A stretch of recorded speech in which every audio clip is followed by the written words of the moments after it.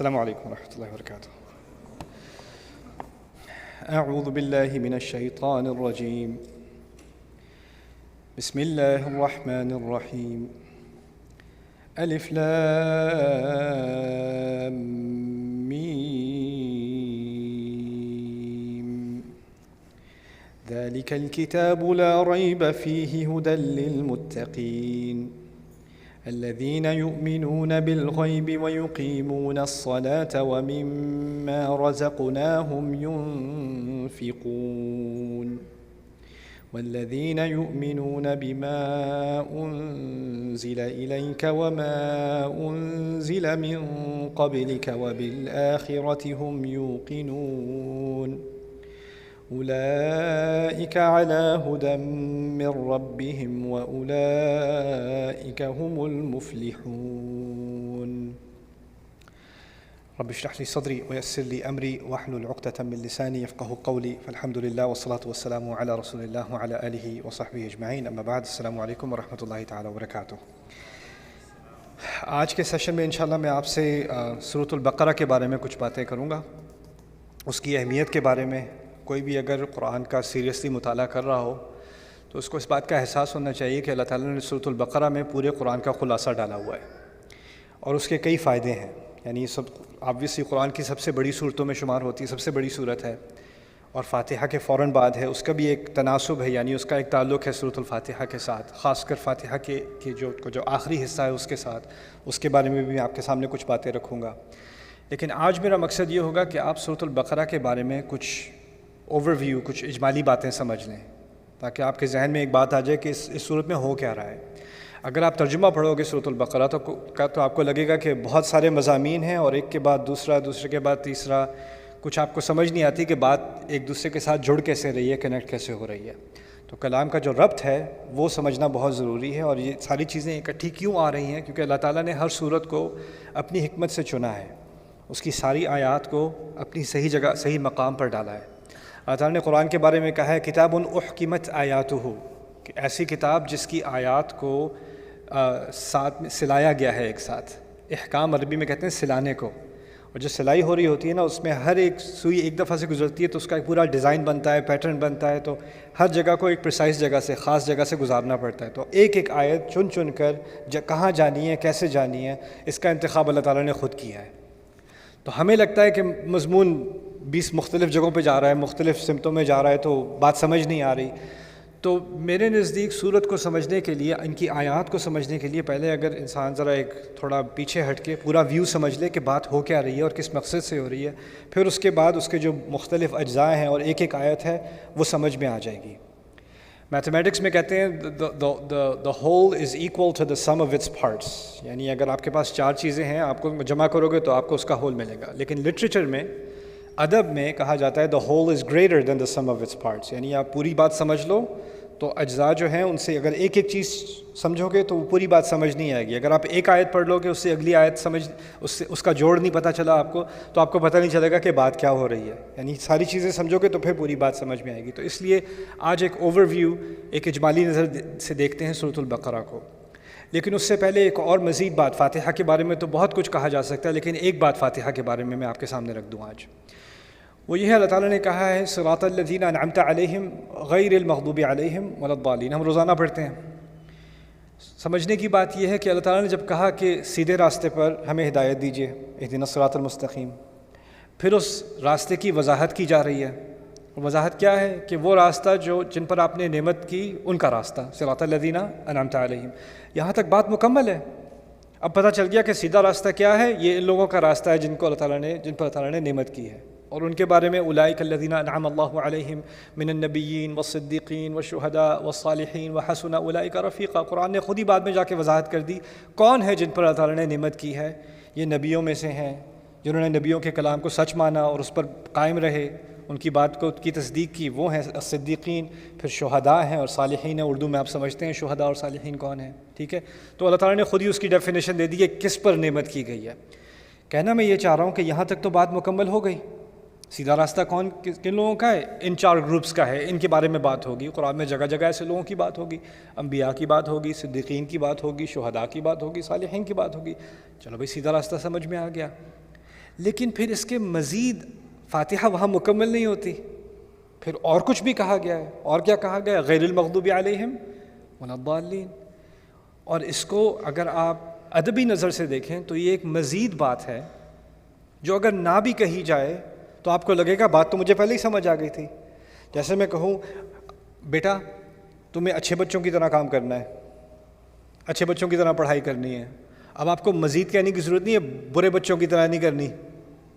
بات تو سمجھ، پہلی دفعہ میں بات سمجھ آ گئی. اگر آپ کسی سے آپ نے قانون کی پابندی کرنی ہے، آپ کو مزید کہنے کی ضرورت نہیں ہے اچھا قانون کی نافرمانی نہیں کرنی. اگر پابندی کہنے کو کہہ دیا ہے تو پھر دوسری بات تو کرنے کی ضرورت نہیں رہی نا. عام زبان میں ہم اگلی بات نہیں کرتے، لیکن فاتحہ میں کیا پڑھ رہے ہیں ہم؟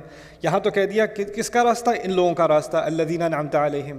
بات تو مکمل ہے، لیکن اس کے بعد مزید اللہ تعالیٰ نے ایک چیز کا اضافہ کیا، غیر المغضوب علیہم ولا الضالین. یعنی خاص ایک تو ہے جن پر نعمت نہیں کی گئی ان کا راستہ نہیں، لیکن ان سب میں سے دو گروہوں کو خاص نکال کر ان کے بارے میں خاص خبردار کیا مسلمان کو کہ یہ ان دونوں سے ذرا زیادہ بچ کے رہنا. دو طرح کے لوگ ہیں اور دو طرح کی ٹینڈنسیز ہیں، دو طرح کے مزاج ہیں، ان سے بچ کے رہنا. پہلا مزاج ہے المغضوب علیہم، دوسرا ہے الضالین.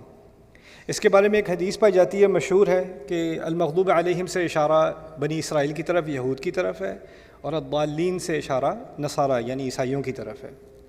لیکن یہ بھی سمجھ لیں کہ قرآن میں ہر لفظ خاص مقصد سے کہا جاتا ہے.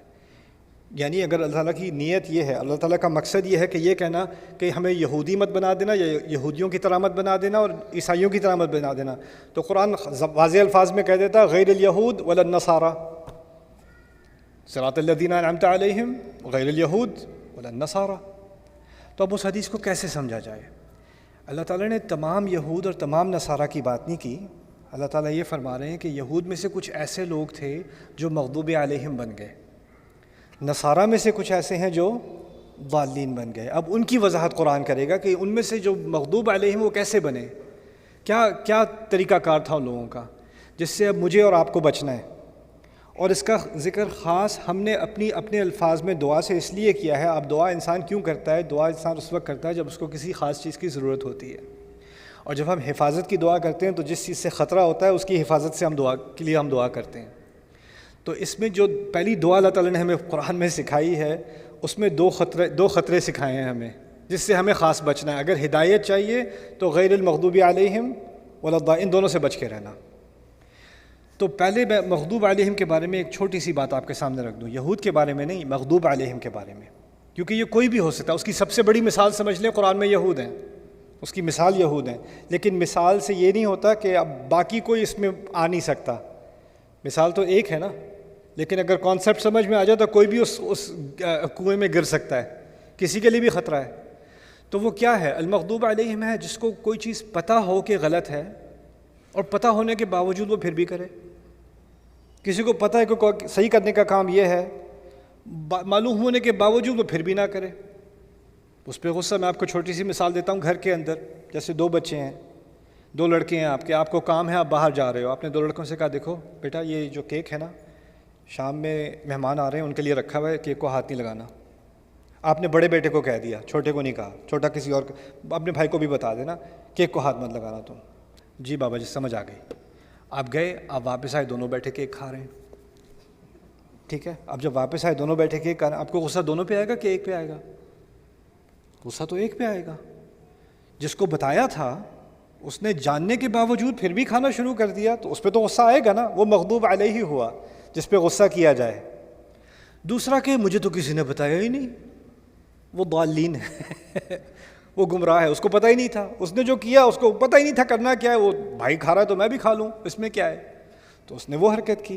تو یہاں جو بات کہی جا رہی ہے نا آسان الفاظ میں کیا ہے، جس کے پاس علم ہو، جس کو پتہ ہو، جس کو سمجھ آ گئی ہو، وہ پھر بھی جان بوجھ کے غلط کرے، وہ تو پھر غصے کا مستحق ہے. بنی اسرائیل کے بارے میں یہود کے بارے میں آپ کیا پڑھیں گے کہ ان کے ہاں علماء ہیں، جاننے والے ہیں، کعبے کو وہ جانتے ہیں، نبی کو پہچان گئے ہیں، اپنی کتابوں میں جاننے کے بعد اس میں تبدیلیاں کرتے ہیں. یعنی ان پہ جو تنقید کی گئی ہے وہ یہ ہے کہ تم جانتے ہو، وانتم تعلمون وانتم تعلمون، تم تو جانتے ہو، من بعد ما عقلوہ، سمجھنے کے باوجود، سمجھنے کے بعد یہ کچھ کرتے ہو. تو پہلا مسئلہ کس کا ہے؟ ایسے لوگوں کا جن کے پاس علم ہے. پہلا مسئلہ کس کا ہے؟ جن کے پاس علم ہے اور پھر وہ علم ہونے کے باوجود غلط راستے کی طرف جاتے ہیں۔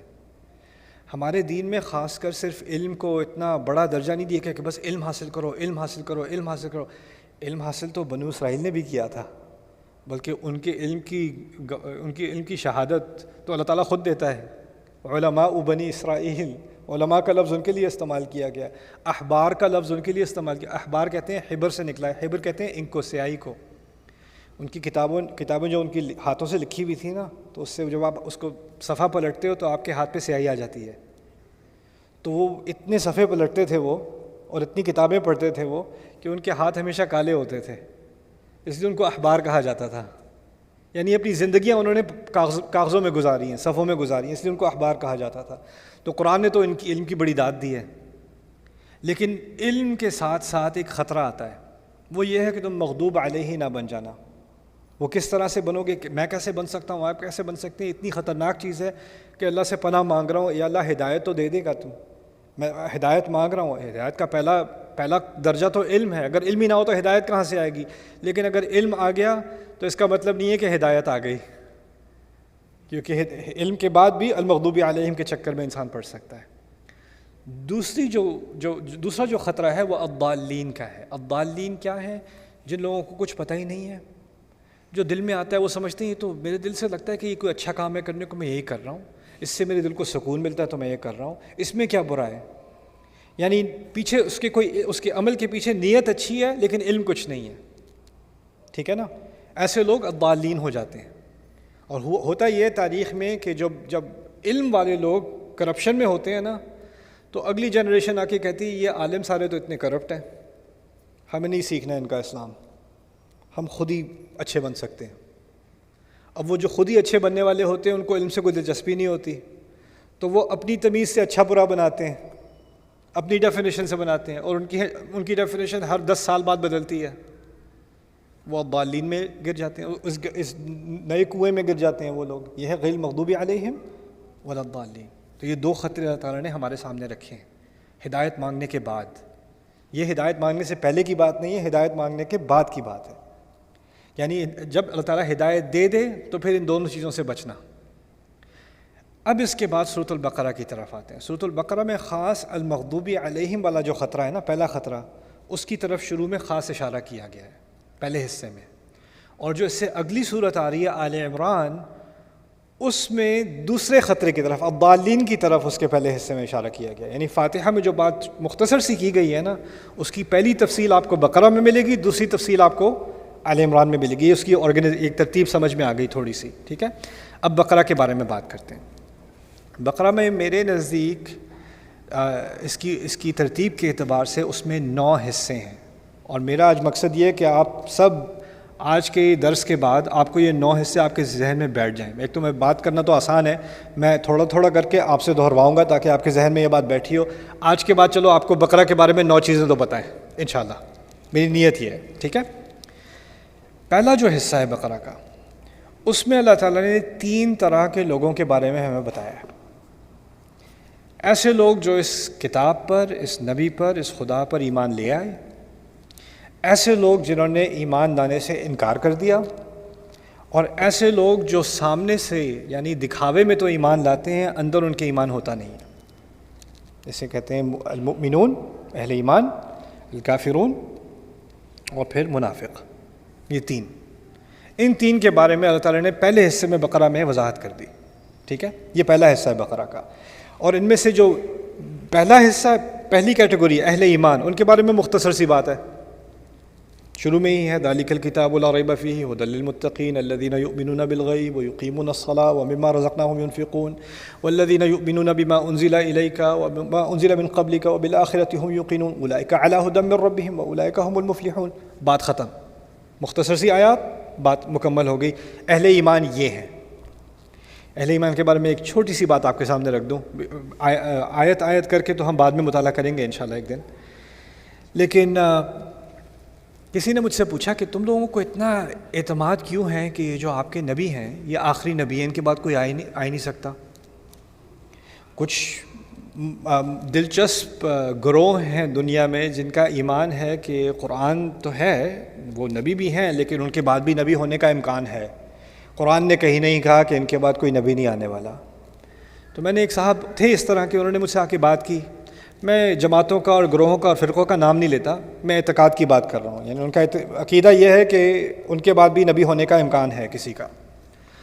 تو میں نے ان سے پوچھا آپ نے بقرہ نہیں پڑھی؟ انہوں نے کہا ہاں نے پڑھی ہے۔ میں نے کہا آپ نے پہلا صفحہ پڑھا ہے اس کا؟ میں نے کہا ہاں پڑھا ہے۔ تو وہاں تو اللہ تعالیٰ نے کیا دیا، والذین یؤمنون بما انزل الیک وما انزل من قبلک، وہ جو آپ پر نازل ہوا یعنی رسول پر، اس پر ایمان لائے، اور جو آپ سے پہلے نازل ہوا اس پر ایمان لائے، اور آپ کے بعد ایمان لانے کی ایک ہی چیز رہ گئی، وبالآخرۃ ہم یوقنون، اور آخرت پہ ان کا پورا یقین ہے۔ تو یہاں اگر امکان ہوتا کہ آپ کے بعد بھی کچھ آنا ہے تو وما انزل من قبلک وما انزل من بعدک، جو آپ سے پہلے آیا جو آپ کے بعد آئے گا، بعد کا تو ذکر ہی کوئی نہیں، تو آپ کہاں سے لے کے آ رہے ہو؟ یہ تو شروع میں اللہ تعالیٰ نے کہہ دیا کہ متقی اور ایمان والا ہونے کے لیے ایک تو مجھے ایمان لانا ہے جو مجھ پر جو اس نبی پر نازل ہوا ابھی، اور جو اس سے پہلے نازل ہو چکا، موسیٰ علیہ السلام، عیسیٰ علیہ السلام، جس وحی کا ذکر ہو رہا ہے، تو بعد کا تو کوئی امکان ہی نہیں ہے۔ یہ تو شروع میں مسئلہ حل ہو گیا ہے، کہاں سے مسئلہ لے کے آ رہے ہو یار؟ مجھے نہیں سمجھ آئی، وہ بات جلدی ختم ہو گئی کچھ۔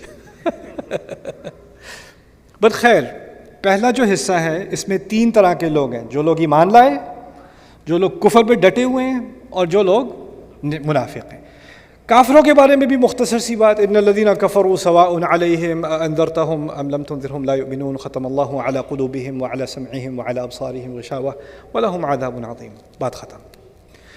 منافقوں کے بارے میں بڑی تفصیل سے بات، بڑی گہری مثالیں، لمبی چوڑی بات، یعنی ایک کیٹیگری بہت ہی آسان، یہ کچھ الفاظ ہیں اس میں ساری بات سمجھ میں آ جائے گی۔ کافروں کے بارے میں تھوڑے سے الفاظ، ساری بات سمجھ میں آ جائے گی۔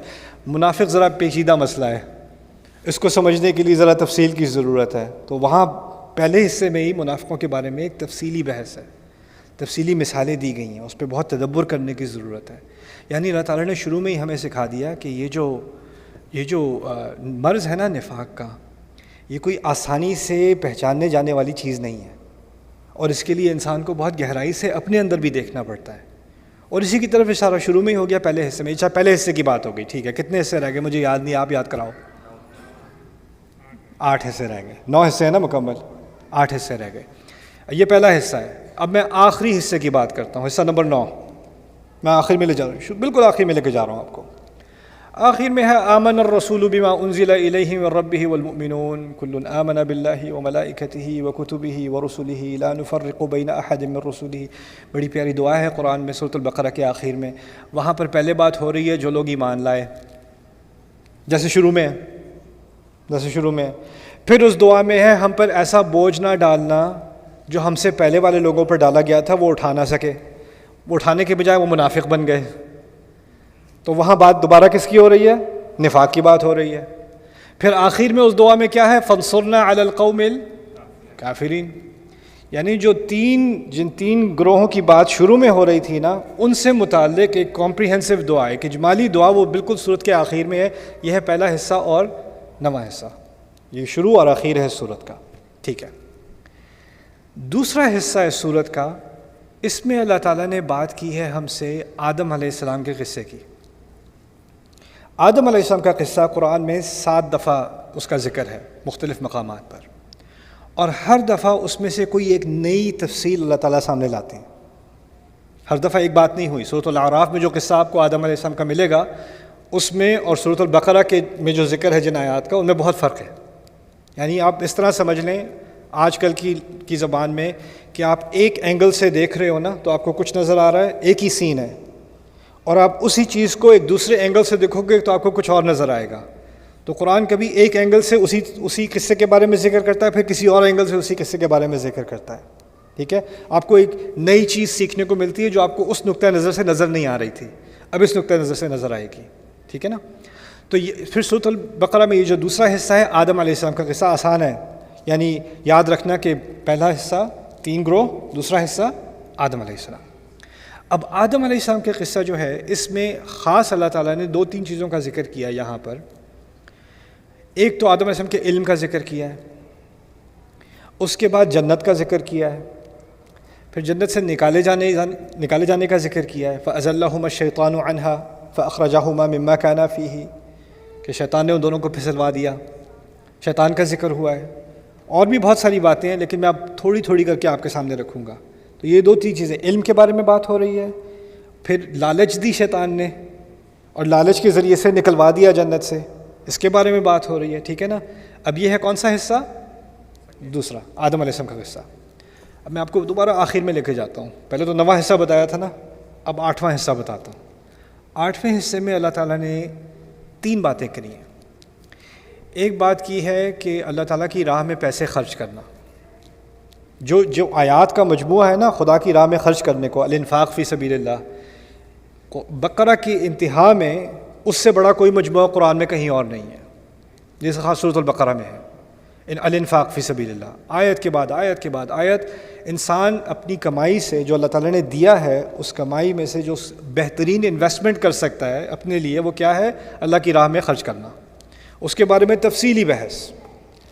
اس کے فوراً بعد اللہ تعالیٰ نے بات کی ہے تفصیل سے کہ انسان اپنی کمائی سے روزی، اب جو روزی کمائی ہے اس سے بہترین کیا کر سکتا ہے، اس کے بعد اس سے بدترین کیا کر سکتا ہے۔ اس کے بعد ربا کی آیات ہیں، الذین یأکلون الربا لا یقومون کما یتخبطہ الشیطان من المس۔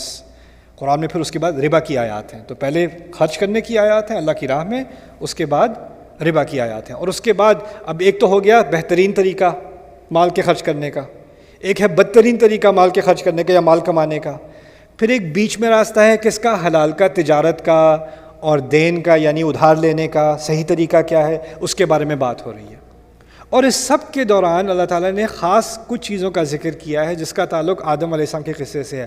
آدم علیہ السلام کے قصے میں ایک جو تھیم نکلتی ہے وہ کیا ہے؟ لالچ۔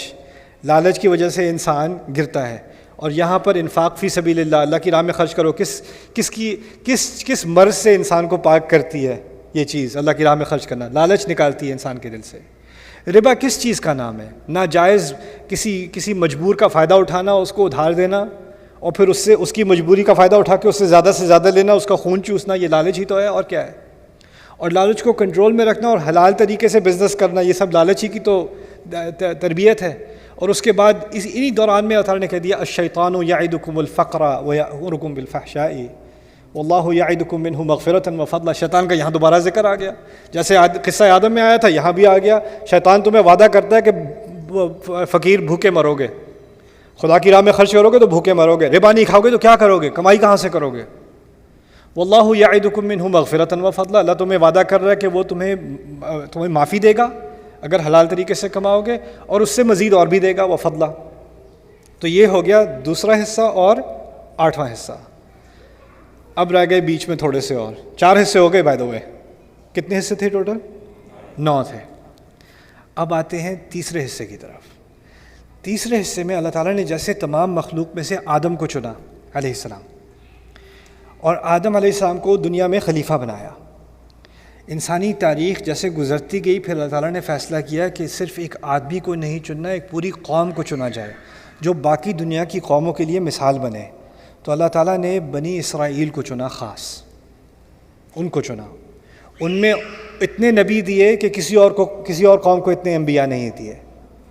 ان پر وحی نازل کی، ان پر نعمتیں نازل کی، ان پر اللہ تعالیٰ نے اپنا فضل نازل کیا، ان کو ایک ایسا مرتبہ دیا جو کسی اور قوم کو کبھی نہیں دیا گیا تھا ان سے پہلے۔ وَأَنِّي فَضَّلْتُكُمْ عَلَى الْعَالَمِينَ، میں نے تمہیں تمام اور قوموں پر فضیلت دی، تمام جہانوں پر۔ تمام اور عالمین سے مراد قومیں بھی ہوتی ہیں عربی میں، ان تمام پر تمہیں فضیلت دی۔ بنی اسرائیل کا ایک بہت بڑا حصہ ہے، تقریباً آیت نمبر 40 ہے یا 120-122 تک چلتی ہیں یہ آیات، بنی اسرائیل کے بارے میں بات ہو رہی ہے خاص۔ تو یہ تیسرا حصہ ہے سورۃ البقرہ کا، جس میں بنی اسرائیل کے بارے میں بات ہو رہی ہے، اور ایک ہی بات سمجھائی جا رہی ہے، تمہیں علم دیا، تمہیں ہدایت دی، تمہیں انبیاء دیے، تم نے انبیاء کو قتل کیا، تم نے کتابوں کو بدلا، تم نے حلال حرام کی تمیز نہیں کی، تم نے اللہ کی آیت کا مذاق اڑایا، تم تو دنیا کے لیے مثال بننے نکلے تھے، تم خود ہی اتنے کرپشن میں پڑ گئے۔ بار بار ایک تاریخ کا ایک چیپٹر، دوسرا چیپٹر، تیسرا۔ پہلے شروع میں بات کی تمہیں تو چنا تھا، تمہیں تو ایسا فضل دیا تھا جو کسی اور کو نہیں دیا، تمہیں تو یہ مرتبہ دیا تھا، اتنا مقام دیا تھا تمہیں، کیا تم نے اس مقام کے ساتھ، اور اب بھی وہی حرکتیں کر رہے ہو۔ تو یہ پورا تبصرہ قرآن میں لمبا تبصرہ ہوا ہے بنی اسرائیل کے اوپر، اور یہ کون ہیں؟ یہ وہ لوگ ہیں جن کے بارے میں اب کہا جا سکتا ہے المغضوب علیہم. کیوں؟ اللہ کا کیوں غصہ ہے ان پر؟ میں نے آپ کو بتایا تھا کس بیٹے پہ غصہ ہوگا؟ جس کو پتہ تھا کیک نہیں کھانا، جس کو پتہ تھا جس کو پتہ اس پہ تو غصہ ہوگا نا. وَأَنْتُمْ تَعْلَمُونَ مِنْ بَعْدِ مَا عَقَلُوهُ وَأَنْتُمْ تَتْلُونَ الْكِتَابَ. بار بار اسی سیکشن میں تم تو کتاب پڑھنے والے ہو، تم خود بھول جاتے ہو، تم تو سمجھنے والے ہو، پھر تم نے انبیاء کو قتل کیا. اور پھر اس طرح کے سوالات پوچھ کر بنی اسرائیل کے بارے میں ایک پورا کیس بنایا گیا ہے کہ تمہیں چنا گیا تھا سب سے اوپر، سب سے زیادہ، لیکن تم اس مقام پر پورے نہیں اترے، تم نے اس کا حق ادا نہیں کیا. اب بنی اسرائیل کو بڑا فخر تھا کہ ہم اسرائیل کی اولاد ہیں، اسی لیے نام کیا رکھا ہے اپنا؟ بنی اسرائیل. اسرائیل کی اولاد. اسرائیل کا دوسرا نام ہے یعقوب. اسرائیل کا دوسرا نام ہے یعقوب. یعقوب کس کی اولاد ہیں؟ اسحاق کی. اسحاق کس کی اولاد ہیں؟ ابراہیم کی. اللہ تعالیٰ نے پھر بنی اسرائیل، یہ تیسرے حصے کے بعد، میں پیچھے سے بھی لا رہا تھا، اب پچھلے حصے میں یعنی اب 9واں حصہ ہو چکا. 9واں حصے میں دعا تھی، 8ویں حصے میں لالچ کے اوپر بحث تھی، اب 7واں حصہ پیچھے سے میں آ رہا ہوں. وہاں پر اللہ تعالیٰ نے شریعت کے احکام دیے ہیں، روزے کے احکام، حج کے احکام، طلاق کے احکام، میراث کے احکام، قتال کی لڑائی کے احکام. سارے احکام جو ہے نا، ابتدائی احکام قرآن کی، شریعت کی ابتدا وہ سورۃ البقرہ میں ہے، وہ اس سیکشن میں ہے، یعنی پیچھے سے اگر آپ تیسرے حصے پر آتے ہیں. اس کی کیا سینس بنتی ہے؟ ایک طرف تو بنی اسرائیل کو شریعت دی گئی تھی، انہوں نے شریعت کا مذاق اڑایا. دوسری طرف کسے شریعت دی جا رہی ہے؟ ہمیں شریعت دی جا رہی ہے. اب دیکھا جا رہا ہے فانظر کیف تعملون، اب دیکھتے تم کیا کرتے ہو. ان کا تو امتحان ہو چکا نا، وہ تو فیل ہو چکے اپنے امتحان میں. اب کس کا امتحان ہو رہا ہے؟ ہمارا. تو اب ہمارے احکام کا ذکر یہاں پر ہے اس سیکشن میں. تو اب جب بھی ہم ان احکام کو پڑھیں تو ہمیں ذہن میں رکھنا چاہیے پہلے اللہ تعالیٰ نے بات کی تھی ان کی، اور جس طرح کہ انہوں نے اپنے احکام کا مذاق اڑایا تھا، اپنے احکام کو بدلنے کی کوشش کی تھی، اس کی قدر نہیں کی تھی. تو ہمیں وہ بات ذہن میں رکھتے ہوئے ان احکام کو پڑھنا چاہیے. ٹھیک ہے نا؟ وہ دونوں کا ایک تناسب ہو گیا آپس میں. اب آگے چلتے ہیں. ان کو میں نے آپ کو کہا تھا ان کو بڑا فخر ہے کہ وہ اسرائیل کی اولاد ہیں. اللہ تعالیٰ نے کہا تمہیں اتنا فخر ہے کہ تم اسرائیل کی اولاد ہو، تمہیں کیا اس بات کا فخر نہیں کہ تم ابراہیم کی اولاد ہو؟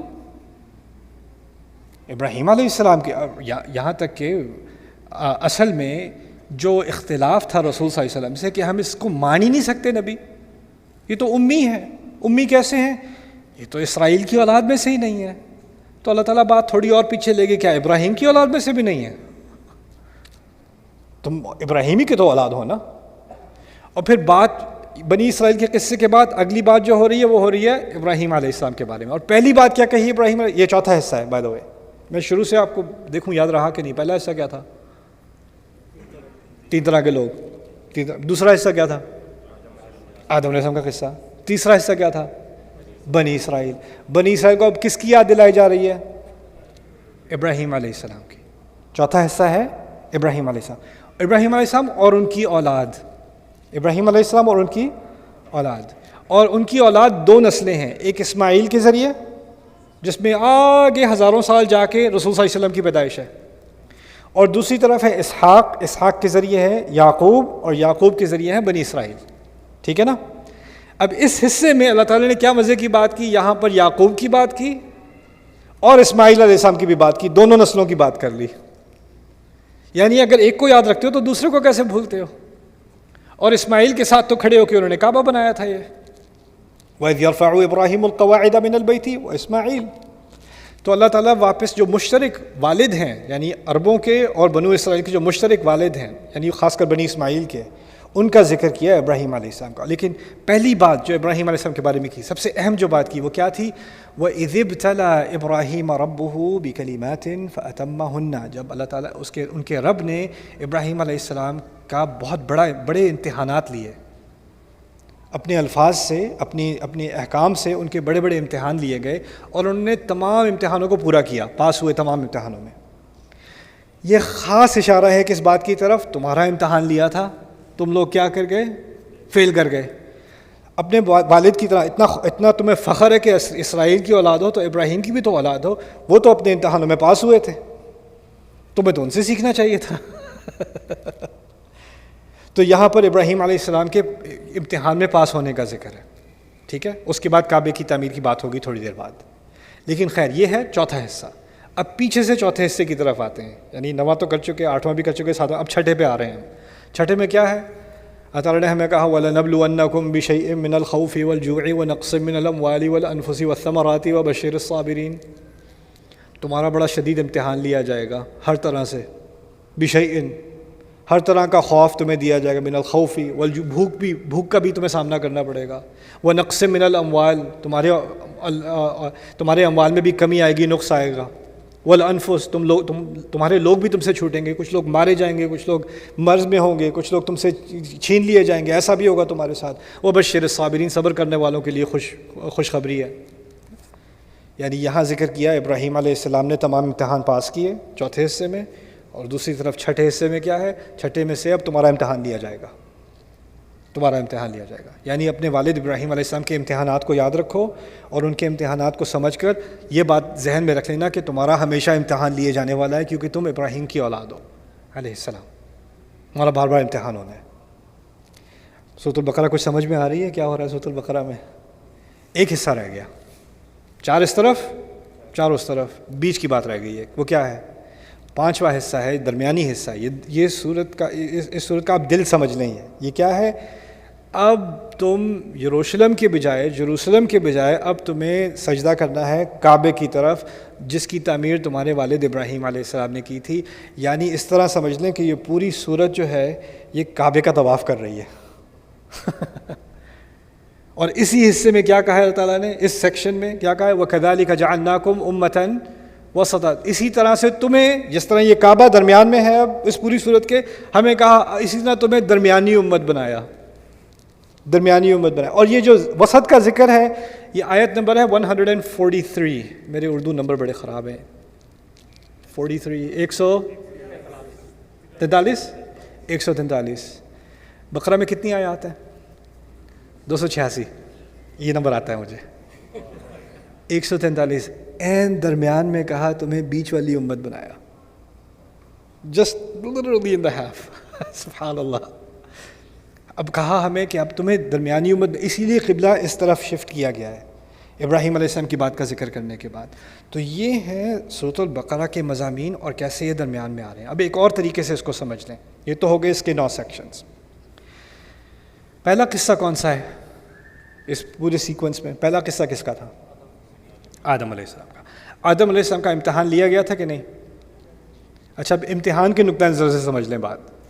آدم علیہ السلام کا امتحان لیا گیا، پھر بنی اسرائیل کا امتحان لیا گیا، پھر ابراہیم علیہ السلام کا امتحان لیا گیا، اور اب کس کا امتحان لیا جا رہا ہے؟ ہمارا 4 امتحان ہیں اس صورت میں. 4 امتحان ہیں، ایک آدم علیہ السلام کا، ایک بنی اسرائیل کا، اس کے بعد ابراہیم علیہ السلام کا، اس کے بعد ہمارا. اب ان میں سے 3 تو ہو چکے، ایک رہ گیا ہے، ایک ابھی بھی جاری ہے. وہ کون سا ہے؟ وہ ہمارا. اب ان 3 امتحانوں کو سمجھ لیں. پہلا امتحان کون سا تھا؟ آدم علیہ السلام کا. وہ ایسا امتحان ہے کہ ایک انسان نے لیا اور وہ اس امتحان میں ناکام ہوا. وہ ناکام ہوئے اس امتحان میں، شیطان نے انہیں ناکام بنایا، لیکن ناکام ہونے کے بعد بھی وہ دوبارہ کامیابی کی طرف نکلے. یخرجہم من الظلمات الی النور. اللہ اندھیروں میں سے نکال کر دوبارہ روشنی کی طرف لے آتا ہے. یعنی اگر آپ امتحان میں ناکام ہو بھی گئے ہو تو اس کا مطلب یہ نہیں کہ کہانی ختم. آپ آدم علیہ السلام کی مثال سے سیکھ لو کہ آپ دوبارہ اٹھ سکتے ہو، آپ دوبارہ اللہ تعالیٰ کی جو ہے رحمت میں داخل ہو سکتے ہو. یہ پہلا امتحان ہے، فیل ہونے کے بعد دوبارہ پاس ہونا. دوسرا امتحان کس کا تھا؟ بنی اسرائیل. ان کو فیل ہونے کا شوق تھا، اور فیل ہونے کے بعد جو پاس کرنے کا طریقہ دیا گیا، توبہ کر لو، واپس آ جاؤ. توبہ کا بھی کوئی ان کا خاص اہتمام نہیں ہے. تو ایسے لوگ ہیں جن کو بس یعنی امتحان دیے گئے، کئی موقع دیے گئے، ایک دفعہ نہیں کئی موقع دیے گئے کہ اپنے آپ کو سیدھا کر لو، لیکن ان کو بس فیل ہونا ہی ہونا تھا. تو یہ دوسرا سینیریو ہو گیا. ایک تو ہے کہ فیل ہو کے دوبارہ پاس ہو سکتے ہو، دوسرا ہے کہ فیل ہو کے اور مزید فیل ہوتے جاؤ، اور پھر یہ بھی کہو کہ ہم سے بڑا پاس ہونے والا کوئی نہیں. رائٹ؟ یہ بھی بڑا عجیب مرض ہے کہ آپ سے بڑا فیلئر کوئی نہیں، آپ سے زیادہ ناکام کوئی نہیں، لیکن آپ سے کوئی پوچھ کے تو دیکھے آپ کو، دیکھو ذرا اللہ تعالیٰ کی بڑی شان ہے، ہم ہیں امت جسے چنا گیا ہے، ہم جیسا کون ہے، بڑی رحمتیں اللہ تعالیٰ کی ہماری امت پر. شکل دیکھیے حرکتیں دیکھی ہیں اپنی، کہاں سے رحمتیں ہیں؟ ارے جی پتہ نہیں، اب وہ پیچھے تاریخ کی بات گئی، یہ فلانے یہ ان کا بڑا ٹور تھا کہ وہ اپنی تاریخ کی مثالیں دیتے تھے کہ ہم تو ان کی قوم ہے، ہم تو موسیٰ کی قوم ہے، ہم تو فلانے کی قوم ہے۔ اللہ نے کہا اچھا ان کی قوم ہو، ان کے بارے میں بات کر لیتے ہیں، ان کے ساتھ کیا کرتوت کی تھی تم نے، ان کے ساتھ کیا حرکتیں، یعنی وہ اصل میں ان کو فخر تھا اپنی تاریخ پر، اور اللہ تعالیٰ نے اس تاریخ میں سے جو چیزیں وہ ذکر کرنے سے شرماتے تھے نا کہ اس پھر اصلیت سامنے آتی ہے، انہی کا ذکر کیا ہے سورۃ البقرہ میں۔ اور اسی طرح سے ایک مرض سامنے لایا گیا ہے کہ امت کی شخصیت میں، امت کی نفسیات میں، ہماری امت کی نفسیات میں شاید یہ مرض آ سکتا ہے، کیونکہ ہم نے شروع میں فاتحہ میں کیا دعا کی تھی، مغضوب علیہم کی طرح مت بنا دینا ہمیں، تو کیا مرض آ سکتا ہے؟ ہماری تاریخ دیکھیں، عمر بن الخطاب رضی اللہ تعالیٰ عنہ، ابو بکر صدیق رضی اللہ عنہ، صلاح الدین، یہ دیکھیں ہم نے کیا کیا فتح نہیں کیا، ہماری فتوحات۔ یار تم ذرا اپنی سڑک تمہاری کتنی گندی ہے، اور تم عمر رضی اللہ عنہ کی فتوحات کی بات کر رہے ہو، مسجد میں تو تمہاری لڑائیاں ہو رہی ہیں، اور تم ایک امت کی بات کر رہے ہو، کہاں کی بات کہاں لا رہے ہو؟ لیکن کیا اپنی حقیقت نہیں دیکھنی، بس تاریخ کے سہارے سے ورڈ نمبر 1، ہم سے بہتر کون ہوگا، ہم ہی چنے ہوئے لوگ ہیں، باقی سب تو جہنم کی لکڑی ہیں، وہ جلانے کے لیے بنائے گئے ہیں، ہمارے لیے تو جنت کا انتظار ہے۔ کیسے کما رہے ہو جنت؟ یہی تو مرض تھا پچھلے والوں کا، اس لیے تو اس کی خبر 80 آیات صرف ان لوگوں کے مرض کے اوپر۔ کیوں؟ کیونکہ وہ مرض اتنا خطرناک ہے۔ قرآن کا مقصد یہودیوں کو گالیاں دینا تھوڑی ہے، قرآن کا مقصد مجھے اور تمہیں بات سمجھانا ہے کہ ہم اس مصیبت میں نہ پڑ جائیں، بات تو یہ تھی۔ تو دوسرا امتحان کیا ہے؟ جو فیل ہو، اور فیل ہونے کے باوجود اس کے دماغ میں کیا ہو کہ ہم سے زیادہ کامیاب کون ہو سکتا ہے۔ پھر تیسرا امتحان ہے ابراہیم علیہ السلام کا، جن کے ہاں ناکام ہونے کا امکان ہی نہیں ہے، مشکل ترین امتحانات، اور وہ سب میں کامیاب ہوئے، سب ایک کے بعد میں ایک میں کامیاب ہوئے۔ اب ہمارے سامنے 3 امکانات ہیں۔ ایک امکان ہے کہ امتحان لیا جائے اور ہم بغیر گرے پھسلے کامیاب ہو جائیں۔ دوسرا امکان وہ ابراہیم کا امکان ہے۔ دوسرا امکان میرے سامنے کیا ہے کہ میں ناکام بھی ہوتا رہوں اور اپنے اندر ایک مرض ڈال لوں، ایک جھوٹی قصہ کہانی ڈال لوں کہ میں بہت کامیاب ہوں۔ اور تیسرا یہ ہے کہ آدم علیہ السلام کی طرح غلطی بھی کروں، پھر توبہ کروں اور دوبارہ کامیاب ہو جاؤں۔ 3 سینیریو۔ اب کہا گیا کہ تمہارا امتحان لیا جا رہا ہے۔ تو اس نقطہ نظر سے بھی سمجھ لیں کہ جو بات بقرہ میں ہو رہی ہے، سمجھایا جا رہا ہے کہ اب امت کس مقام پر کھڑی ہے۔ وہ ہر انسان اپنے آپ سے پوچھے میں کہاں کھڑا ہوں، کیا میں گر چکا ہوں؟ اگر میں گر چکا ہوں تو مجھے آدم علیہ السلام سے سیکھنا چاہیے۔ اگر میں کئی سالوں سے گرا ہوا ہوں اور اپنے اندر میں نے اپنے آپ کو ایک جھوٹ بتایا ہوا ہے کہ میں سب سے بہترین ہوں، سب کے اندر خرابی ہے، میرے اندر تھوڑی ہے، باقی سب میں خرابی ہے۔ کچھ مسلمانوں میں کیا مرض ہوتا ہے؟ وہ دیکھتے رہتے ہیں کس میں کوتاہی ڈھونڈوں، آئینے کے علاوہ ہر جگہ، اس میں یہ خرابی ہے، اس کو نماز پڑھنی نہیں آتی، اس کی تجوید خراب ہے، اس کا یہ، اس کا لباس، اس کا وہ، اس کا یہ، اس کا علم، لسٹ بنائی ہوئی ہے آپ نے ہر ایک کی، کس میں کیا خرابی ہے۔ بس ایک ہی بچے ہوئے ہیں آپ ماشاءاللہ سے۔ اگر کاش کے سارے لوگ آپ کی طرح ہو جاتے تو سارے جنتی ہوتے۔ کیونکہ اگر ہم نے کچھ کیا بھی ہوگا تو باقی کی طرح تو نہیں، لن تمسنا النار الا ایاما معدودہ، وہی تو ان کا مرض تھا، آگ تو ہمیں تو تھوڑی چھوئے گی، آگ تو بنائی باقی لوگوں کے لیے گئی ہے۔ اس لیے تو میں سب باقیوں کو بچانے کے چکر میں، میں تو بچا ہوں، میرے پاس تو ٹکٹ ہے یار، باقیوں کے پاس نہیں ہے۔ تو یہ چیز جو ہمیں سکھائی جا رہی ہے، اس سے ہمیں جب آپ ان احکام کے بارے میں پڑھیں گے، جب وہ حصہ آتا ہے سورۃ البقرہ کا، تو پھر مجھے اور آپ کو یہ بات سمجھ میں آئے گی کہ ہم احکام کے ساتھ بھی مذاق بنا سکتے ہیں بنی اسرائیل کی طرح، ہم اس میں کوتاہی بھی کر سکتے ہیں آدم علیہ السلام کی طرح، ایسا بھی ہو سکتا ہے۔ اور ہمیں کوشش یہ کرنی چاہیے کہ ہم اس طرح سے کامیاب ہوں جس طرح کہ ابراہیم علیہ السلام کامیاب ہوئے تھے۔ اسی لیے سورۃ الحج کے آخر میں ہمیں کہا گیا ہے ملت ابیکم ابراہیم ہوا سماکم المسلمین، تم اپنے والد ابراہیم علیہ السلام کے مذہب کی پیروی کر رہے ہو، انہوں نے تمہارا نام مسلمان رکھا ہے۔ اس آیت میں 2 تفاسیر کی گئی ہیں سورۃ الحج کی آیت میں، ہوا سماکم المسلمین، یہ پہلی کہ ابراہیم علیہ السلام نے خود تمہارا نام مسلمان رکھا ہے، اور اس کی دلیل لائی گئی ہے سورۃ البقرہ سے ہی، ربنا وجعلنا مسلمین لک ومن ذریتنا امۃ مسلمۃ لک، ہمارے رب ہمیں، مجھے اور اسماعیل کو اپنے لیے مسلمان بنا دے اور ہماری اولاد میں سے ایک مسلمان امت نکال دے۔ تو اس سے نکالا گیا ہے کہ ابراہیم علیہ السلام نے خود ہمارا نام مسلمان رکھا، مسلم رکھا۔ دوسری ہوا کا جو رجوع ہے وہ اللہ تعالیٰ کی طرف ہے کہ اللہ تعالیٰ نے خود تمہارا نام مسلمان رکھا ہے، تمہیں مسلم اللہ تعالیٰ نے خود تمہیں یہ اعزاز دیا ہے۔ آخری بات جو میں آپ سے بتا دوں، آپ کے سامنے رکھ دوں کہ بنی اسرائیل اور ہمارا آپس میں تعلق کیا ہے۔ ہمارا بنی اسرائیل سے بہت گہرا تعلق ہے۔ کوئی بھی اگر قرآن سنجیدگی سے پڑھ رہا ہو نا شروع سے آخر تک، تو اس کو اس بات کا احساس ہوگا کہ قرآن میں بنی اسرائیل اور بنی اسرائیل کے انبیاء کا ذکر سب سے زیادہ ہے۔ اکثر بات انہی کے بارے میں ہو رہی ہے۔ سب سے زیادہ ذکر کیا ہوا رسول موسیٰ علیہ السلام، بنی اسرائیل۔ تورات موشے اسے وہ کہتے ہیں، موسیٰ کی تورات۔ ہم کہتے ہیں کتاب اللہ، وہ کہتے ہیں تورات موشے، ان کے ہاں یہ مصطلح استعمال ہوتی ہے۔ اس کے بعد بنی اسرائیل کے میں بھیجے گئے انبیاء کے بارے میں، بنی اسرائیل خود کے بارے میں جن چیزوں کا ذکر ہے وہ قرآن میں اس کی اکثریت ہے۔ تو ہمارا بنی اسرائیل سے ایک بہت گہرا تعلق ہے۔ اور یہ بھی بات عجیب سی ہے کیونکہ عیسائی بنسبت یہود، عیسائی بہت بڑی تعداد ہے، دنیا کی میجورٹی سمجھ لیں، اور یہود ایک بہت چھوٹی مائنورٹی ہے دنیا میں، بہت ہی چھوٹی قوم ہے۔ تو اگر پاپولیشن کے حساب سے دیکھا جائے تو زیادہ بات کس کے بارے میں ہونی چاہیے تھی؟ عیسائیوں کے بارے میں۔ اتنی سی قوم کے اوپر اتنا فوکس، اس سے ہمیں بات کیا پتہ چل رہی ہے کہ سائز سے کچھ نہیں ہوتا، کوئی قوم بڑی ہو یا چھوٹی ہو اس سے کچھ نہیں ہوتا۔ اللہ تعالیٰ نے اگر ان کو چنا ہوتا اور انہوں نے اللہ تعالیٰ کے احکام کو فالو کیا ہوتا تو یہ دنیا کے حکمران ہوتے۔ لَأَكَلُوا مِن فَوْقِهِمْ وَمِن تَحْتِ أَرْجُلِهِمْ، یہ اوپر سے نیچے سے دونوں سے کھاتے، اللہ تعالیٰ کہتے ہیں لَوْ أَنَّهُمْ أَقَامُوا التَّوْرَاةَ وَالْإِنْجِيلَ۔ لیکن خاص ان کا ذکر اتنا زیادہ شاید اس لیے بھی کیا جا رہا ہے کہ ہمارے اور ان کے درمیان بہت ساری چیزیں ایک جیسی ہیں۔ تو یہ آخری بات آج میں آپ کے سامنے رکھ رہا ہوں، پھر میری بات ختم ہے۔ ہمارے اور ان کے درمیان کیا چیزیں مشترک ہیں؟ ان کے جو قوم کے ان کو بانی سمجھ لیں، جنہوں نے ان کو ایک امت بنایا، وہ موسیٰ علیہ السلام ہے، ٹھیک ہے نا۔ بنی اسرائیل تو اولاد تو پہلے سے تھے، لیکن قوم کب بنے ہیں؟ وہ موسیٰ علیہ السلام کی لیڈرشپ میں بنے وہ قوم۔ اور ہمیں امت بنایا گیا ہے رسول صلی اللہ علیہ وسلم کی بعثت کے بعد، محمد رسول اللہ صلی اللہ علیہ وسلم۔ تو موسیٰ علیہ السلام اور رسول صلی اللہ علیہ وسلم کے بارے میں دو تین باتیں سمجھنا ہے۔ موسیٰ علیہ السلام کون سی قوم میں بھیجے گئے تھے؟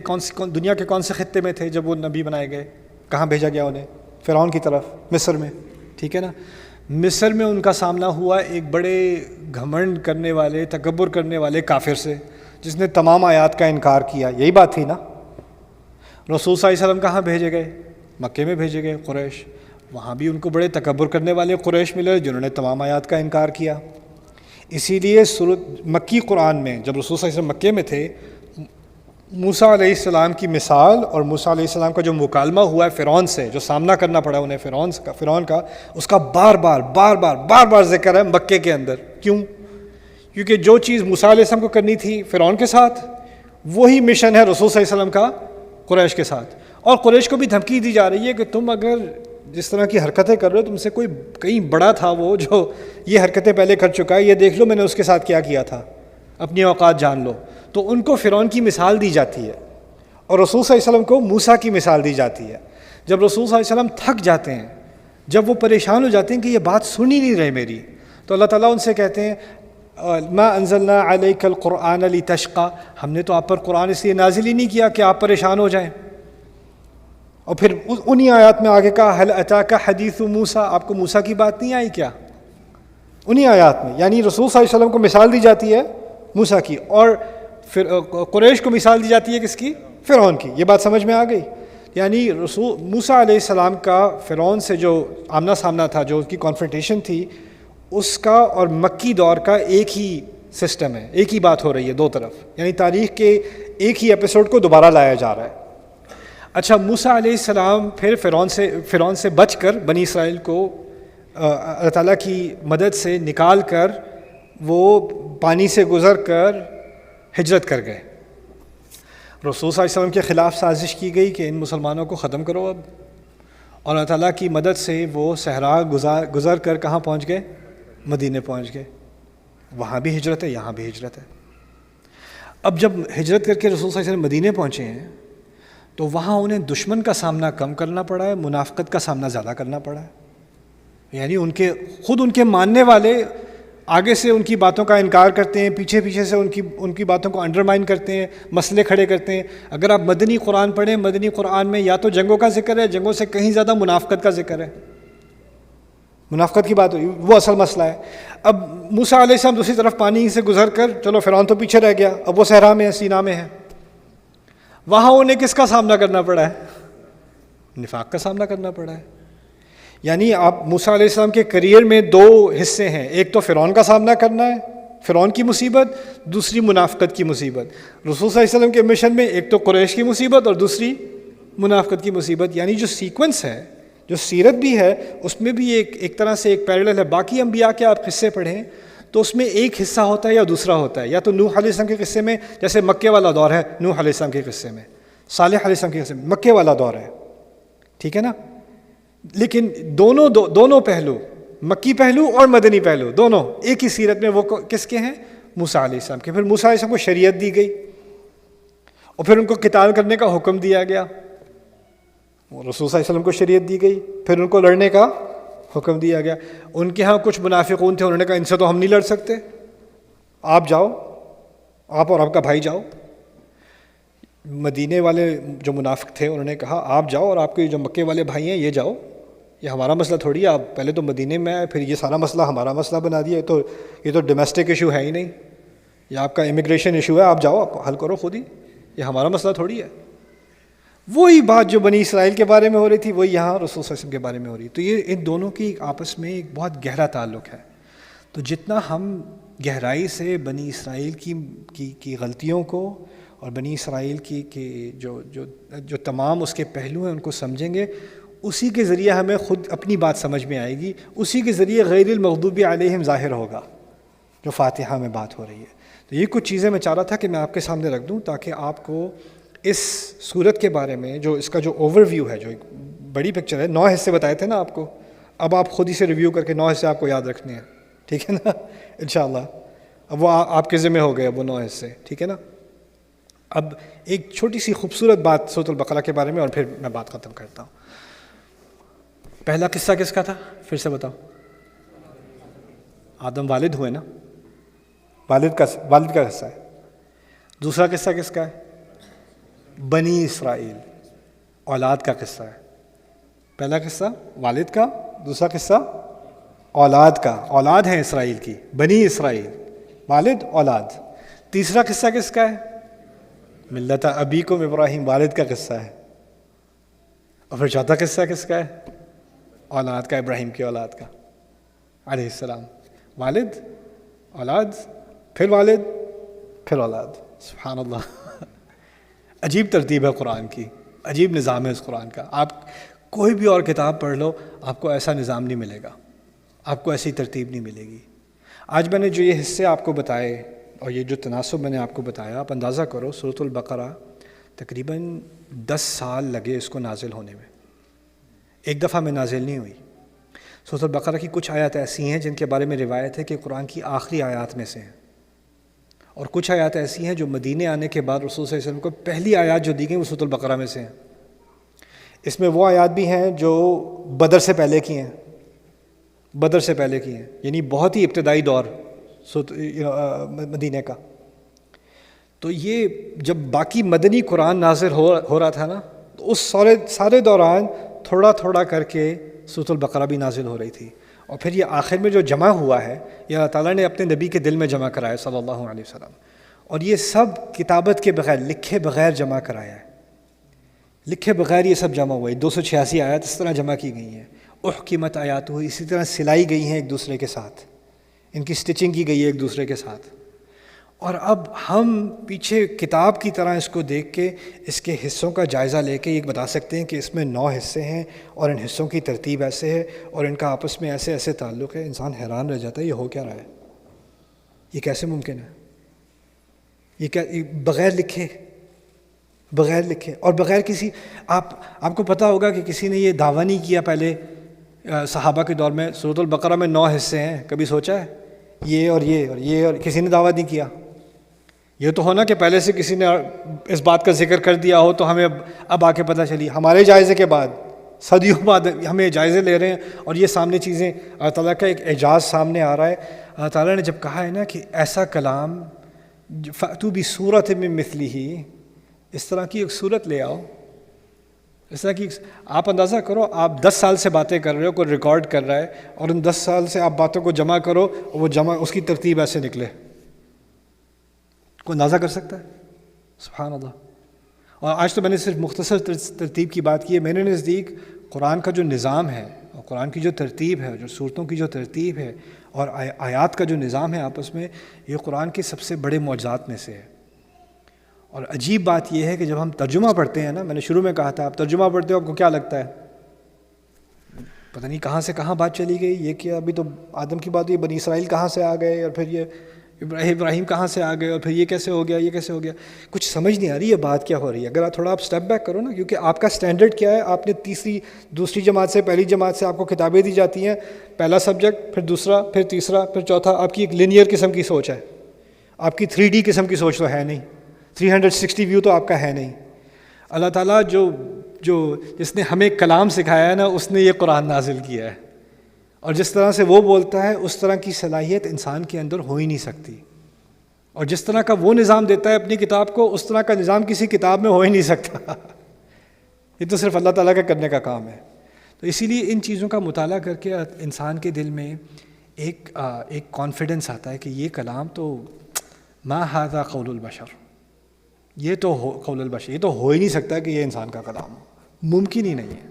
اللہ تعالیٰ ہمارے اس قرآن میں کے ایمان میں اضافہ کرے، ہماری ہدایت میں اضافہ کرے، اور اس میں جو حکمت اور جو واعظ جو نصیحت ہے اس کو دل میں لینے کی اور اس کو عمل میں لانے کی توفیق دے۔ بارک اللہ لی ولکم فی القرآن الحکیم ونفعنی وإیاکم بالآیات والذکر الحکیم۔ السلام علیکم ورحمۃ اللہ تعالیٰ وبرکاتہ۔ جی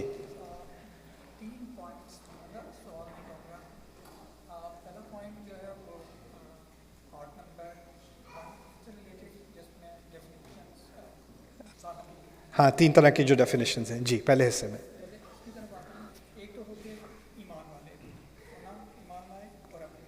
ٹھیک ہے، دوسرے ہو گئے کافر، جنہیں اس کیٹیگری میں یہ بھی کہہ سکتے ہیں کہ ان کے پاس ہدایت آئی، انہوں نے سنائی، انہیں پتہ نہیں یا بتایا گیا لیکن انکار کیا۔ رائٹ۔ اب منافق، اور جیسے آپ نے کہا کہ قرآن میں زیادہ حصہ منافقین کے بارے میں، مدنی قرآن میں، ہاں دوسری طرف آپ نے یہ بھی بتایا کہ زیادہ حصہ بنی اسرائیل پہ بھی آیا۔ بالکل۔ اب منافق ایک واس کیٹیگری ہے، تو کیا بنی اسرائیل کو ہم منافق کنسیڈر کریں گے؟ بہت اچھا سوال ہے۔ میں نے کہا تھا کہ نفاق کے بارے میں قرآن میں تفصیل سے ذکر ہے، خاص تفصیل سے ذکر ہے مدنی قرآن میں۔ پھر میں نے آپ سے یہ بھی کہا کہ بنی اسرائیل کے بارے میں خاص تفصیل سے ذکر ہے۔ تو کیا اس کا مطلب ہے کہ ہم یہ کہہ سکتے ہیں کہ بنی اسرائیل منافق قوم ہے؟ میں یہ کہوں گا کہ جس عنصر کا، جس ایلیمنٹ کا ذکر قرآن نے کیا ہے بنی اسرائیل سے متعلق، اس میں اہل ایمان بھی ہیں۔ یعنی کچھ مقامات ہیں قرآن میں جہاں بنی اسرائیل کے لوگوں کے بارے میں تعریف کی جا رہی ہے۔ وَكَأَيٍّ مِّن نَبِيٍّ قَاتَلَ مَعَهُ رِبِّيُّونَ كَثِيرٌ، سورۃ آل عمران میں آنے والا ہے کہ جب قتال کی بات آ رہی تھی تو کہا کہ بنی اسرائیل میں سے ایسے تھے جنہوں نے اللہ تعالیٰ کی راہ میں قتال کیا، ان کو انسپریشن بنایا گیا ہے۔ لیکن اوور آل کیا بات کی جا رہی ہے؟ پوری قوم پر تبصرہ نہیں کیا جا رہا۔ قوم میں ایک ایلیمنٹ ہوتا ہے جس کے اندر نفاق آ جاتا ہے، اور اس ایلیمنٹ پر اللہ تعالیٰ تبصرہ کرتے ہیں، اور پھر بعد میں یہ بھی کہتے ہیں لیسوا سواء، یہ سب ایک جیسے نہیں ہیں۔ اللہ تعالیٰ خود ہی کہہ دیتے ہیں لیسوا سواء۔ جتنا میں قرآن پڑھتا ہوں نا، اور پھر جتنا میں اپنے سرکلز میں دوستوں سے، مسلمانوں سے وغیرہ بات کرتا ہوں، مجھے پتہ کیا لگتا ہے، قرآن نے بہت باریک تصویر کھینچی ہے جس میں کئی رنگ ہیں، لیکن مسلمانوں کو شوق ہے بس 2 رنگ پینٹ کرنے کا، جنتی جہنمی، بس باقی نہیں بتاؤ مجھے۔ اور قرآن بہت باریک طریقے سے لوگوں، یعنی پوری قوم کے بارے میں کوئی ایک وہ فتویٰ نہیں دیتا اللہ تعالیٰ، لیکن ہم کیا کرتے ہیں، یہ سارے تو بس کیا کر سکتے ہیں ایسا نہیں ہے قرآن میں۔ تو یہ آپ نے اچھا سوال پوچھا۔ جن مقامات میں اللہ تعالیٰ نے تنقید کی ہے وہاں پر ان کے منافقوں کا ذکر ہے، وہاں باقی، لیکن تمام قوم کے بارے میں یہ نہیں کہا جا سکتا۔ ایسے جن کے پاس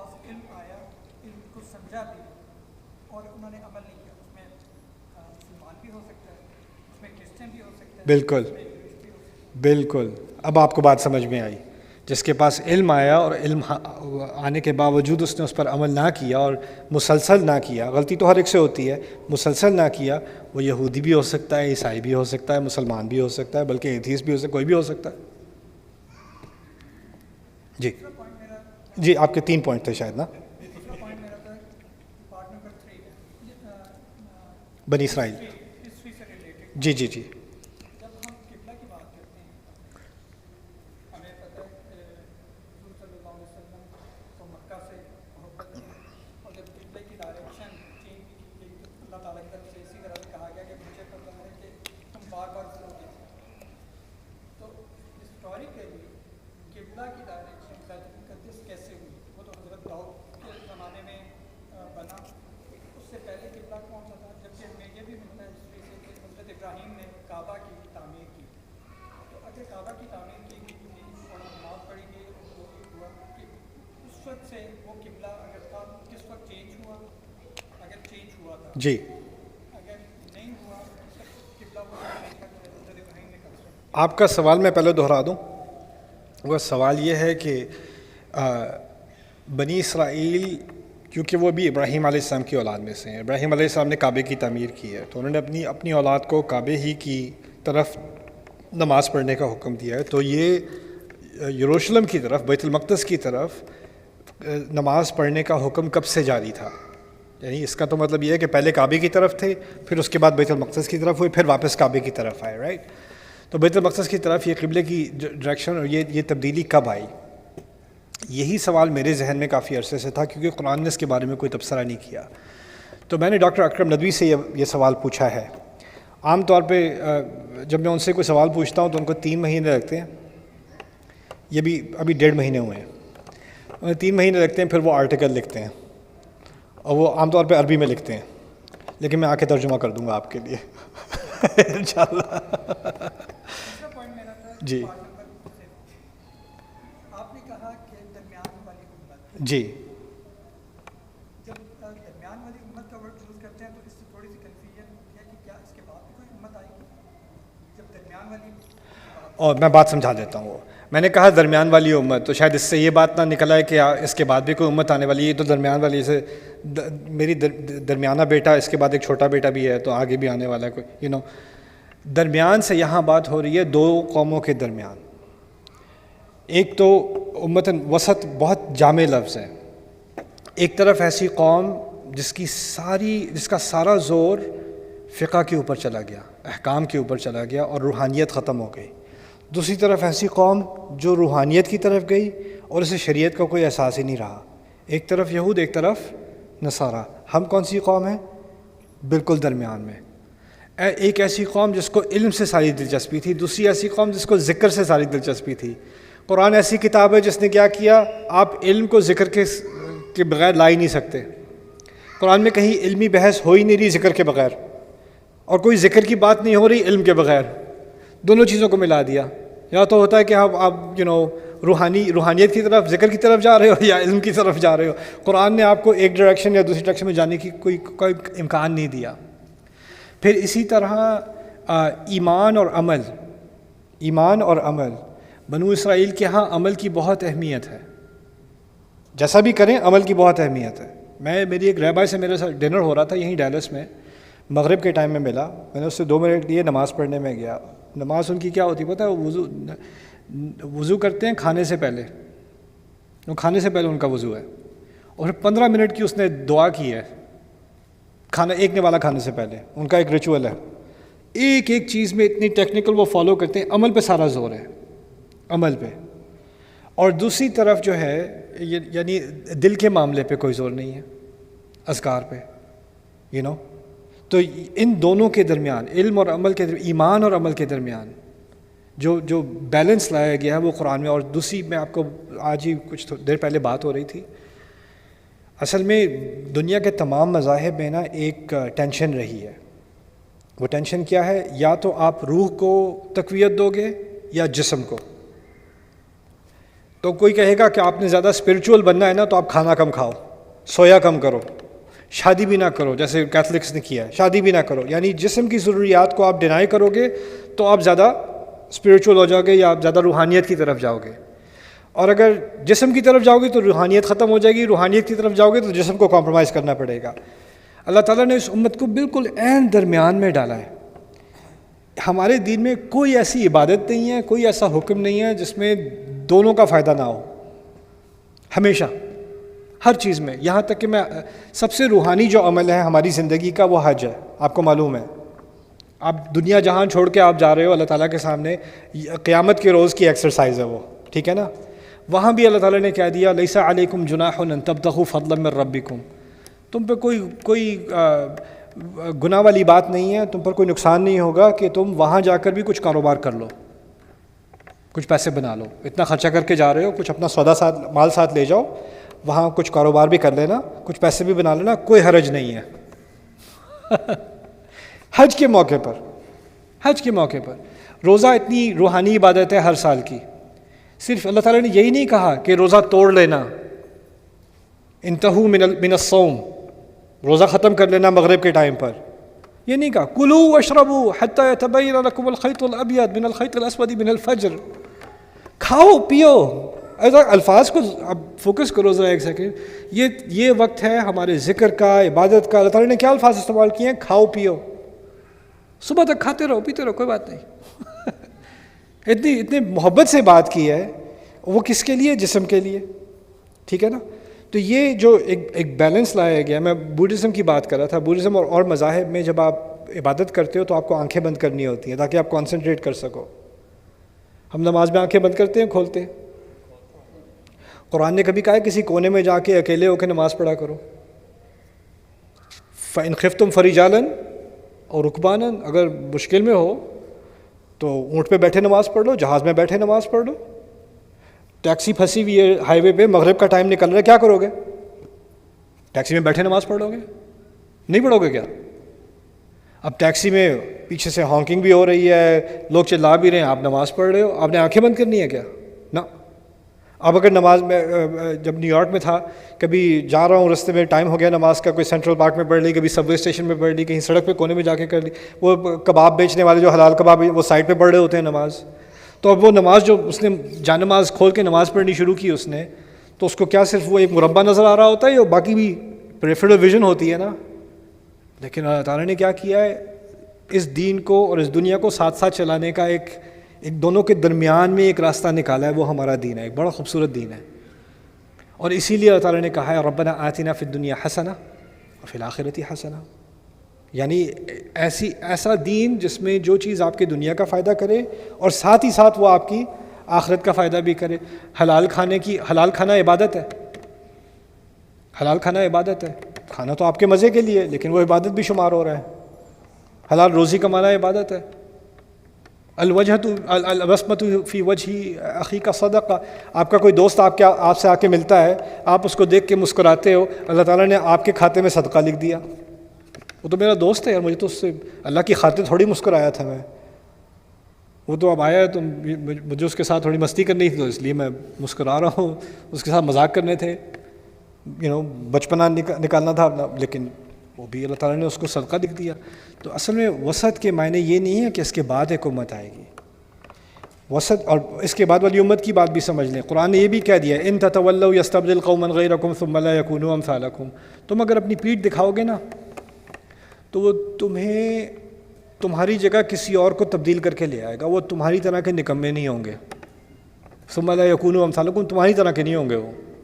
تم پیٹھ موڑ کے تو دکھاؤ, دیکھو میں کیا کرتا ہوں. یہ بھی دھمکی اللہ نے دے دی. تو یہ مت سمجھے ہم کہ بھئی ہم مسلمان قوم ہیں تو ہمیں کیا ریپلیسمنٹ. نہیں, اللہ تعالیٰ بہت ریپلیس کرتا ہے. اب مذہب, اب ہمارا دین نسل سے تعلق نہیں رکھتا, اب ہمارا دین عقائد سے تعلق رکھتا ہے. تو ایک نسل غائب ہو سکتی ہے, کسی اور نسل کو لے آئے گا وہ, اور وہ ہماری طرح ہوں گے ہی نہیں. ثم لا یکونوا امثالکم, ایسا بھی کر سکتا ہے وہ تو صاف واضح الفاظ میں اللہ تعالیٰ نے کہہ دیا. بنی اسرائیل کو تو ریپلیس کر دیا نا ہم سے, ہمیں بھی کہہ دیا تم بھی اب ریپلیسیبل ہو. قرآن ریپلیسیبل نہیں ہے, تمہارا نبی ریپلیسیبل نہیں ہے, لیکن تم بنی اسماعیل تھوڑی ہو, تم صرف ایک نسل تھوڑی ہو, تم تو ایک امت ہو. سبحان اللہ, جزاک اللہ خیر. Sisters don't get a turn. کسی کا سوال ہے وہاں پر؟ نہیں ہے. अच्छी बात है हो जी. تو آپ یہ 7th پارٹ میں آپ یہ بتائیں کہ انسان کی لالچی کم کرنے کے لیے اللہ کے راستے میں خرچ کرو اور 8th part. 8 پارٹ تو خرچ کرو اور ربا دینے سے بچو. ربا دینے کا کیا مجبوراً دینا پڑا کہیں mortgage ہو یا کہیں چیزیں. فتویٰ تو نہیں نکالو گے یار مجھ سے آپ, کوشش کر لو, وہ تو نہیں نکلنے والا. فتوے کے ربا کے بارے میں پوچھ رہے ہیں کہ لینے سے منع ہے تو دینا بھی منع ہے کیا؟ میں نے کہا مجھے کیا پتہ, وہ تو آپ کا مسئلہ معلوم ہوتا ہے. لیکن میں یہ کہوں گا کہ میں اس مسئلے پہ میں تقریباً 3 سال سے تحقیق کر رہا ہوں, اور میں ابھی اپنی تحقیق سے مطمئن نہیں ہوں, تو میں اس کے بارے میں اپنا منہ بند رکھتا ہوں. اس معاملے میں نصیحت لیتا ہوں عام طور پر ڈاکٹر اکرم ندوی سے, آکسفورڈ یونیورسٹی کے قریب وہ رہتے ہیں, وہ ندبۃ العلماء سے ہیں, محدث ہیں, اور ان کی کچھ ویڈیوز ہیں اس سبجیکٹ پر, وہ آپ دیکھ لیں. تفصیلی نہیں ہے, لیکن جو لوگ ان کے کورسز لیتے ہیں ان میں وہ تفصیلی بحث کرتے ہیں. میں گیا تھا, میں ان کے ساتھ ایک ہفتہ گزارا تھا صرف اس مسئلے پر, اسی بارے میں بات کرنے, کچھ مجھے کچھ باتیں سمجھ نہیں آ رہی تھیں اس بارے میں. جب ایک دن اللہ تعالیٰ شرح الصدر دے گا, کچھ بات لگے گی کہ سمجھ میں آ رہی ہے, تو پھر میں بیان بھی کر دوں گا انشاءاللہ. جی یہ جو آپ نے 9 حصے آپ نے کہے ہیں, جی. اپنی ریسرچ ہے کہ آپ اصل میں جو 9 حصے میں نے کہے ہیں, سوال یہ ہے کہ میری اپنی ریسرچ ہے یا اور کسی کا کام ہے یہ. اصل میں نظم قرآن جو ہے, اس سے میں 20 سال سے مجھے دلچسپی رہی ہے, اور اس موضوع پر ہماری تاریخ میں بہت کم لوگوں نے کام کیا ہے, لیکن کیا ہے. نظم الدرر فی تناسب الآیات والسور, امام فخر الدین الرازی نے کچھ حد تک کام کیا ہے. پھر ہماری انڈین ہسٹری میں بہت ہی بہترین کام اس پر ہوا ہے, حمید الدین فراہی رحمہ اللہ تعالیٰ نے اس پر بہت کام کیا. انہوں نے 9 صورتوں کی تفسیر لکھی اس کی بنیاد پر, لیکن پھر وہ 9 صورتوں کے بعد ان کا انتقال ہو گیا. پھر ان کے طالب علم اختر حسن اصلاحی اور امین حسن اصلاحی نے پھر تدبر قرآن لکھی اردو میں 9 جلدوں میں. انہوں نے اس کی بنیاد پر کام کیا, لیکن میں نے ان کا بھی مطالعہ کیا. پھر عربی میں کچھ کام ہو چکا ہے اس پر, لیکن اتنی تفصیل سے نہیں ہوا. پھر ایکچولی ویسٹ میں نیل رابنسن, اس نے اسلام قبول کرنے سے پہلے, وہ اسلام قبول کر چکے ہیں, لیکن اسلام قبول کرنے سے پہلے انہوں نے مکی صورتوں میں سے جو عامہ کی جو صورتیں ہیں اس پر انہوں نے کام کیا تھا, اس کے نظم پر. بہترین کام ہے, یعنی تاریخی کام کیا انہوں نے اس پر. اور پھر ایک اور اکیڈمک ہیں جارج ٹاؤن یونیورسٹی سے, ریمنڈ فیرن, وہ بھی اس کو ان لوگوں کو دلچسپی ہوتی ہے عجیب چیزوں میں PhD کرنے کی. ہمارے دیسیوں کی طرح نہیں, ہمارے دیسی کو بس ڈاکٹر بننا ہے نا, یا اکاؤنٹ یا جاب کہاں کرو گے. ان لوگوں کا اور حساب کتاب ہے. وہ اپنے کسی سے کہے گا کہ میں نے PhD کرنی ہے بھیڑ بکریوں پہ, کر لو بیٹا کر لو. اس کو پتہ نہیں کہاں سے اس کو کیڑا لگا کہ میں نے عربی پڑھنی ہے, عربی میں PhD کرنی ہے. میں نے جارج ٹاؤن میں کر دی اس نے PhD عربی میں. الشعر الجاہلی, یعنی جاہلی شعر پہ اس نے PhD کی, اور اس کی جو ترتیب ہے جو شعراء کی, ان کی ترتیب پہ اس نے PhD لکھی. تو اس نے کہا میں اتنا کام کر رہا ہوں تو مجھے قرآن کی ترتیب پر بھی کچھ لکھنا چاہیے. تو اس نے, غیر مسلم وائٹ کا ہے, اس نے قرآن کی کچھ صورتوں کا مطالعہ شروع کیا, اس کی ترتیب پر اس نے کچھ انالیسس کام کرنا شروع کیا, اور کرتے کرتے دوران مسلمان ہو گیا. یعنی کسی نے اس کو دعوت نہیں دی, کسی نے اس کو اسلام کے بارے میں بتایا. وہ قرآن پڑھ رہا ہے اپنی عربی کی تعلیم مکمل کرنے کے بعد, اور وہ صرف قرآن کی ترتیب پر کام کر رہا ہے, اور وہ کرتے کرتے کہتا ہے یہ تو انسان نہیں کر سکتا, مسلمان ہو گیا. اس نے کتاب لکھی ہے اسٹرکچر ان دا قرآن. اب پتہ ہے وہ کہاں پر ہے؟ وہ کویت میں ہے. وہ کویت میں عربی پڑھاتے ہیں, masters degree university of Kuwait, وہاں وہ کویتیوں کو عربی پڑھاتے ہیں. میں ان سے وہاں ملنے گیا تھا. ہاں, میں دوست ہے میرے, تو ملنے گیا تھا وہاں پر. تو بیٹھے ہم بات کر رہے تھے, سورۃ الرحمن پہ آرٹیکل لکھا تھا, مجھے بڑا اچھا لگا, تو ان سے میں بات کر رہا تھا. تو وہ کہتے ہیں کہ یہاں پر نا عجیب ہے, میرے اسٹوڈنٹس ماسٹرز پروگرام, بیچلرز بھی نہیں, masters program, all Kuwaitis learning Arabic from a white guy from New Jersey, right? So کہتے ہیں یہ لوگ مجھے آ کے کہتے ہیں ما لنا نتعلم العربیہ من امریکی، کیا مصیبت ہے ہم عربی امریکی سے سیکھ رہے ہیں. تو وہ کہتا ہے مجھے تو برا نہیں لگتا تھا تعلمون الانگلیزیہ من العرب، کہتے مجھے تو برا نہیں لگتا تم الٹی ٹوٹی پھجی انگلش سیکھتے ہو اپنے عربی پروفیسر سے. تو میں تو شکایت نہیں کرتا، تم بھی شکایت نہ کرو. لیکن انہوں نے اس موضوع پہ کتاب لکھی ہے. پھر میں نے سرے سے اس پہ کام کرنا شروع کیا تقریباً 10 سال پہلے، اور اس پہ میں نے خود ہی اپنا ان کی بنیاد پر اور مزید اپنی میری جو تحقیق ہے اس کی بنیاد پر میں نے قرآن کے نظم پر خاص کام کرنا شروع کیا، ایک ایک صورت کو لے کے. تو میرے حساب سے اب 48 صورتیں میں مکمل کر چکا ہوں، تو باقی ابھی رہ گئی ہیں. اور میرے کچھ اسٹوڈنٹس ہیں، انہوں نے اس کام کو مزید آگے بھی کیا ہے نظم کے سلسلے میں، تو وہ اس کو پھر ہم آہستہ آہستہ پبلش کریں. اس کے بارے میں نے ایک کورس بھی پڑھایا تھا کہ اس کی اصل کیا ہے، اس کی تاریخ کیا ہے، اس کو سمجھا کیسے جائے، اور اس سے قرآن کے مطالعے پر فرق کیسے پڑتا ہے. اس کے یعنی صورت کی جو اصل تاثیر ہے، اس کا جو اعجاز ہے وہ کیسے سامنے آتا ہے اس میں. تو اس کا ایک کورس میں نے پڑھایا تھا ہیونلی آرڈر، تو میں نے ریکارڈ کیا، وہ میں نے کوئی 5-6 سال ہو گئے اس کورس کو پڑھائے ہوئے. لیکن جب بھی میں کسی نئی صورت کا مطالعہ کرتا ہوں، یہ تو میں نے بقرہ تو میری تقریباً 8 سال ہو گئے ہیں اس کو آرگنائز کیے ہوئے، لیکن میں کسی بھی نئی صورت کا مطالعہ کرتا ہوں پہلے میں نظم کا مطالعہ کرتا ہوں، پھر اس کے بعد آیت کا مطالعہ ہوتا ہے. ٹیکسٹ بک وہی جو اوروں نے لکھی ہے وہ ہے، جو میں ابھی لکھوں گا انشاءاللہ ابھی وہ انڈر کنسٹرکشن ہے، تو وہ انشاءاللہ میں عربی میں، اردو میں اور انگلش میں تینوں میں پبلش کروں گا انشاءاللہ تعالی. یا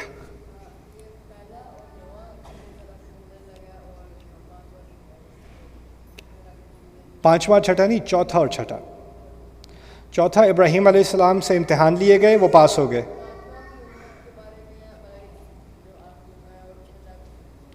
ہاں دونوں امت کے، اصل میں 5واں 6واں اور 7واں تینوں امت کے بارے میں ہے. لیکن 5ویں میں کیا ہے، تمہارا اب نیا کیپٹل ہے، تمہارا کیپٹل اب کیا ہے، کعبہ ہے. 6 کیا ہے، تمہارے بڑے بڑے امتحان لیے جائیں گے. اور پھر 7واں کیا ہے، یہ ہے تمہارے حکام. تو تینوں ہمارے بارے میں ہیں، لیکن تینوں میں الگ الگ بات ہو رہی ہے. پہلا ہے کون ایمان والے ہیں، کون کفر والے ہیں، کون نفاق والے ہیں. دعا ہم سے جو دعا نکلتی ہے کہ ہم ایمان پر رہیں اور ہم کافروں کا سامنا کر سکیں اور ہم نفاق میں نہ پڑیں. آگے سمجھ، اچھی بات ہے. جی پاکستان اسٹوری نائٹ یہاں پہ باقی اچھا سوچتا ہوں، اوکے سوچتا ہوں انشاءاللہ. اوکے ہے تو مزے کی چیز، لیکن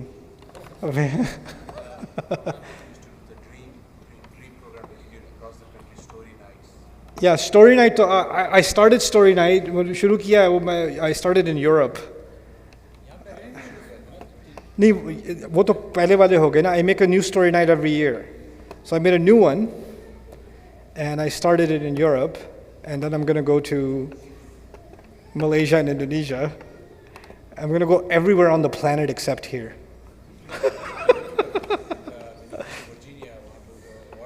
Yeah, that was the last one. But I just made a new one. But I haven't done any of them here. So yeah, inshallah. No, not next week. Easy.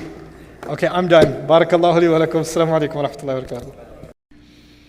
إن المسلمين والمسلمات والمؤمنين والمؤمنات والقانتين والقانتات والصادقين والصادقات والصابرين والصابرات والخاشعين والخاشعات والخاشعات والمتصدقين والمتصدقات والصائمين